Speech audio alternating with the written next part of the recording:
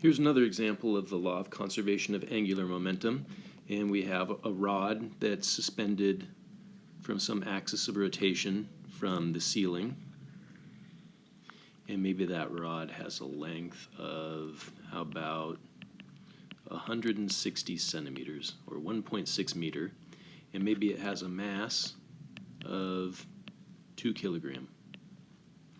Then there's a wad of clay with a mass of 500 grams, or half a kilogram, and it's traveling with a speed of 10 meters per second. And then it hits and sticks to the beam, and the beam then swivels upward. So if we illustrate that,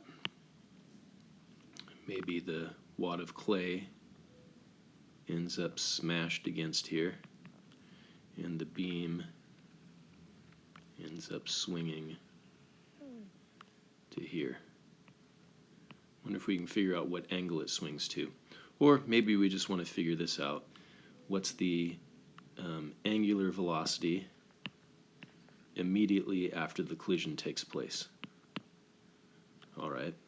Well, let's see. Is angular momentum conserved in this problem? Is linear momentum conserved in this problem? Is mechanical energy conserved in this problem?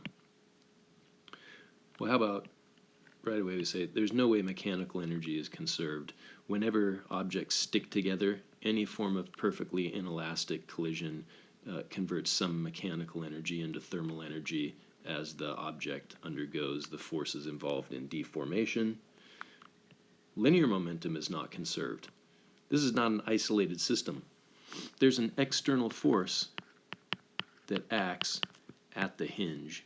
And I think in a previous video I suggested, what if your finger acted as the hinge? What if you put your finger through that hole? I think you would know exactly when the clay hit the rod. You would feel a force of interaction between your finger acting as the axle and the rod at that moment. So whenever there's external force, we say the system is not isolated in terms of conservation of linear momentum. Now, this external force is not torque producing because it acts right at the axis of rotation. So even though that external force is there, it doesn't present an external torque. There is another internal force, which is the interaction of the collision between the clay and the rod itself, but that's an internal force, and it produces internal torque, and so the net external torque is equal to 0, and therefore linear momentum is not conserved, mechanical energy is not conserved, but angular momentum is conserved. So let's see if we can solve the problem. The initial angular momentum has to equal the final angular momentum. So mv r has to equal the compound rotational inertia times the final angular speed, right? The initial angular momentum has to do with the clay, which we can think of as a point mass. And once the clay sticks to the rod and the clay together comprise some compound system, and it's a rigid body that has angular momentum I omega. So I guess we can substitute this R with L, because we're assuming that the clay sticks to the very end of the rod, whose length is 160 centimeters. So why don't we write it like that? MVL equals, now what is this compound rotational inertia? So the rod itself is a rod rotated about its end, so it has a rotational inertia of 1/3 capital M L squared. And then the clay that's stuck to the end of the rod acts as a point mass that has rotational inertia m r squared, but then again, that's the same thing as m L squared in this case. So the compound rotational inertia is lowercase m plus capital M over 3 quantity times L squared. So m plus capital M over 3 quantity times L squared, That accounts for rotational inertia, and then we have to include the omega. So we can cancel one of the L's, and it looks like the final angular speed would be equal to whatever the initial speed is divided by L, the initial speed divided by L, times the ratio lowercase m over the quantity lowercase m plus m over 3.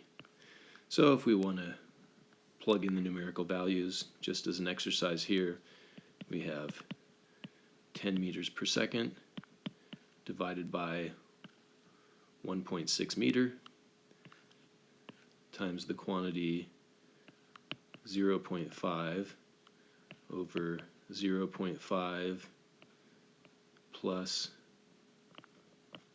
2 over 3. So grab a calculator. Let's see what this works out to.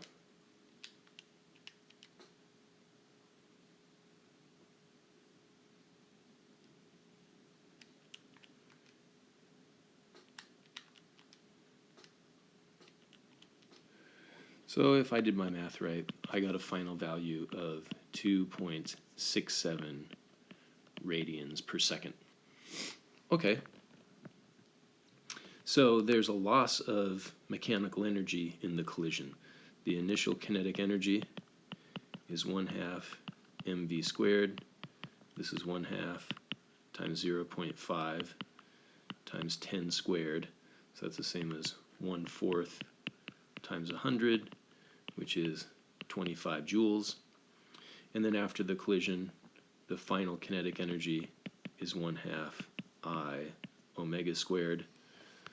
Okay, so I itself is lowercase m plus capital M over 3 multiplied by L squared.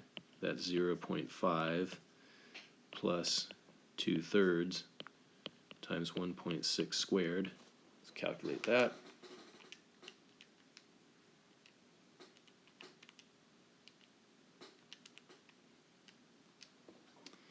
This is 2.99 kilogram meter squared. So this is 1/2 times 2.99 times 2.67 squared.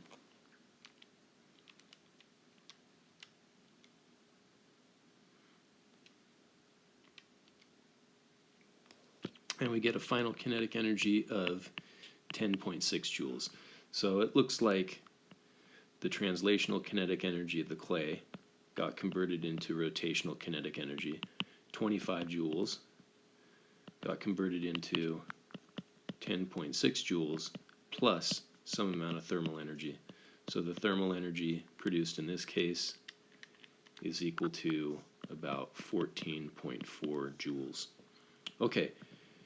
Anyway, that 10.6 joules of energy that remains in the system immediately after the collision does not stay rotational kinetic energy for long, because as the rod swings to a higher position, it converts rotational kinetic energy into gravitational potential energy. So the center of mass of the rod itself is right at its geometric center at a distance of 0.8 meters from the hinge, but then again a piece of clay is stuck to it, and that shifts the center of mass of this compound body to some point here. So I would challenge you to find the location of the center of mass. If you can find the location of the center of mass, you can do some geometry to figure out how high that center of mass rises as it rotates upward, and possibly figure out what's the angle to which the rod swings. I'll leave that as an exercise for you to answer part 2 of this question. Part 1, what's the angular velocity immediately after the collision? Question number 2, what's the ultimate angle that this swings to by the time the rod swings to its highest position?